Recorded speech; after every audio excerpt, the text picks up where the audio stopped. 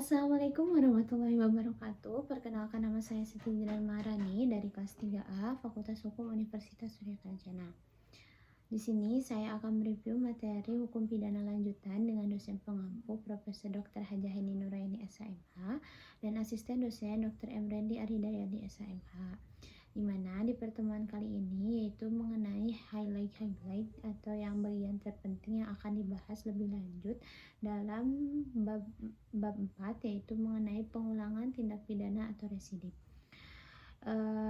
Pengertian dari residip sendiri adalah seseorang yang melakukan tindak pidana dan telah dijatuhi hukuman pidana dengan suatu putusan atau vonis dari hakim yang telah mempunyai kekuatan hukum yang tetap, kemudian melakukan lagi tindak pidananya.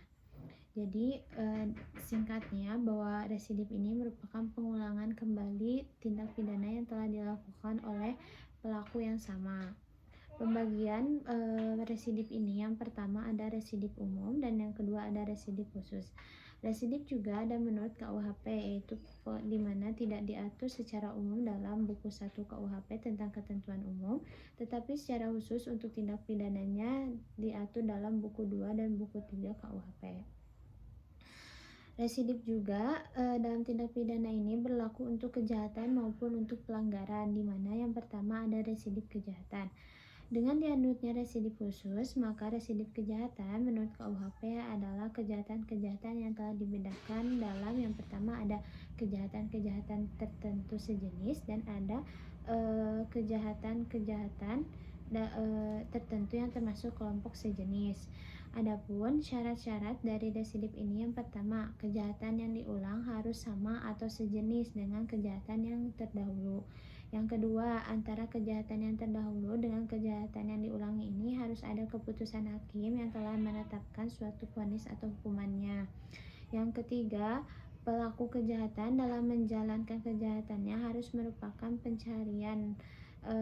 Lalu yang keempat, pengulangan tindak pidana ini dalam waktu tertentu. Yang pertama, 2 tahun sejak adanya keputusan hakim yang tetap dan pasti. Yang kedua, 5 tahun sejak keputusan hakim yang pasti juga. Residip ini tidak mungkin ada apabila yang pertama, keputusan hakim tidak berupa pemindanaan, melainkan pembebasan dari segala tuntutan. Yang kedua, ada keputusan atau vonis hakim ini dapat berubah dengan adanya upaya-upaya hukum. Lalu yang ketiga, keputusan hakim berupa penetapan. Lalu selanjutnya ada kelompok jenis kejahatan yang diatur dalam pasal 488 KUHP yang mengenai kejahatan penghinaan dan berhubungan dengan penertiban atau percetakan. Antara kejahatan yang diulangi ini dengan yang terdahulu harus ada putusan hakim yang telah memutuskan vonis atau hukuman yang bersifat hukum yang tetap. Di mana residip juga diatur dalam di luar KUHP, yaitu yang pertama ada residip kejahatan yang terdapat beberapa tindak pidana khusus seperti narkotika dan lain sebagainya.